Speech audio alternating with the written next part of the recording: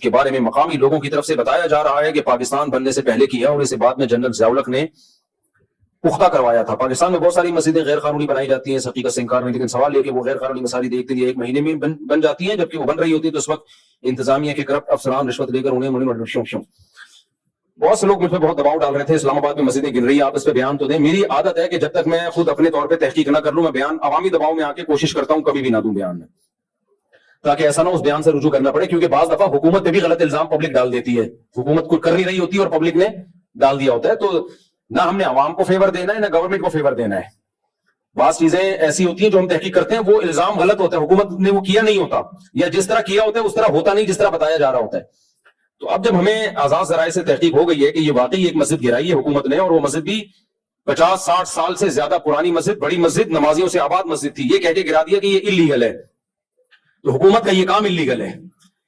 50-60 سال سے ایک مسجد ہے، جو جمہوری حکومتوں میں تو ویسے بھی لوگوں کو دیکھا جاتا ہے نا،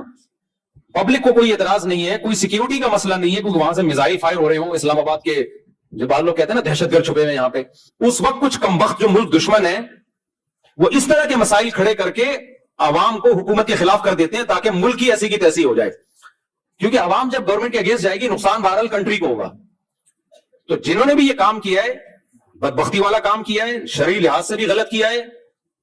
قانونی لحاظ سے بھی، آپ کہہ سکتے ہو جب اللیگل جگہ ہے تو قانونی لحاظ سے غلط، بھائی اللیگل تھی 1 سال 2 سال 10 سال 20 سال گرا دیتے نا اس وقت، اس کو جب بنی تھی نہیں بننے دیتے آپ۔ ایک مسجد بن گئی ہے، نمازیوں سے آباد ہو گئی ہے، نہ اسلام آباد کے لوگوں کو اس پہ اعتراض ہے، یا تو ہوتا ہے نا کوئی کہہ رہا ہوتا ہمارے راستے میں آ رہی ہے، یہ ہماری نہر یہاں سے گزر رہی ہے، کچھ بھی نہیں ہے، خام خام پنگے بازی اٹھ کے ان حالات میں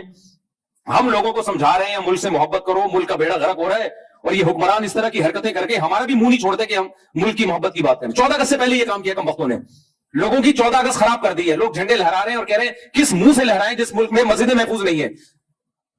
تو یہ اسلام دشمن ایجنڈوں کا کام ہے، جو بھی یہ کر رہا ہے وہ اسلام کا بھی دشمن ہے، ملک کا بھی دشمن ہے، اور بہت اچھا کر رہے ہیں لوگ وہاں کھلے میدان میں جا کے نماز پڑھ رہے ہیں، پڑھتے رہو، وہاں چھوڑنا نہیں اس جگہ کو ایسی کی تیسی۔ تو انہوں نے گرانا تھا اسی وقت گراتے جب یہ بن رہی تھی، اور ضیاء الحق کی پرمیشن ہے، وہ فواد چودھری صاحب ہیں، وہ بیچارہ کبھی بھی کوئی منہ سے ڈھنگ کی کوئی اچھی بات منہ سے نکالتا نہیں ہے، وہ میں نہیں کوشش کرتا کہ نام لے کے لوگوں پہ رد کروں، جب منہ سے بولے گا کوئی الٹی پلٹی بات ہی کرے گا منہ سے، لگتا ہے مذہب بیزار آدمی، اس کو افسوس ہو رہا ہے کہ میں مسلمانوں کے گھروں میں پیدا کیوں ہو گیا۔ یار تم یورپ دفع ہو جاؤ، ننگے وہاں جا کے جو ننگی عورتیں چڑیاں پہن کے گھومتی ہیں رہو، تم ان میں لائف کو انجوائے کرو، تمہیں ہم جیسے دقیانوسوں میں رہنے کا شوق کیوں ہے؟ پاکستان کو کہہ رہے پاکستان کو دبئی بنا دو، کم وقت تو چلا جائے نا، دبئی تیرے پڑوس میں ہے نا، چلا جا۔ جتنے لبرل لوگ ہیں نا جو کہتے ہیں پاکستان کو یہ بنا دو، مولوی ختم کر دو، یار تم چلے جاؤ دبئی میں، تم چلے جاؤ امریکہ، کینیڈا، یورپ، پوری دنیا بھری ہوئی ہے لبرل سیکولر لوگوں سے، تمہیں کیا مصیبت ہے تم ان مولویوں کے بیچ میں تنگ ماحول میں گھسے ہوئے ہو، ہمارا کلچر خراب کر رہے ہو تم۔ ہر 4 دن کے بعد کوئی منہ سے کوئی جملہ پھوٹے گا اور آدمی کہے گا یار یہ بات کرنے سے پہلے سوچ تو لیا کر۔ کہہ رہے ہیں ضیاء الحق نے دیوبندیوں کو سپورٹ کرنے کے لیے دے دنادن مسجدیں بنا دی تھی اور افغان جہاد کو پروموٹ کرنے کے لیے، اب وہ ضیاء الحق چلا گیا ہے، افغان جہاد ختم ہو گیا، پاگل کے بچے تو بات کیا کر رہا ہے؟ مسجدیں بنائی تھی، اب جہاد ختم ہو گیا تو مسجدیں کیا کر دو؟ تمہیں بھی پھر پی ٹی آئی نے عمران خان نے آگے لے کر آئے تھے، جب عمران خان چلا گیا تو تمہیں بھی بم سے اڑا دو، پھر تمہاری ضرورت ختم ہو گئی نا۔ پہلے فوج کو تمہاری ضرورت تھی، عمران خان کو فوج سپورٹ کر رہی تھی، اس میں تمہاری بھی ضرورت تھی، تمہیں فوج آگے لے کر آئی، اب عمران خان بھی اندر ہے تو کیوں باہر گھوم رہا ہے؟ پاگل آدمی عجیب باتیں کرتا ہے یار، کچھ منہ سے۔ میں نے کتنا فیور کیا تھا ان کم وقتوں کو، پوری دنیا سے دشمنی لے کے میں نے ان لوگوں کو فیور کیا تھا، لیکن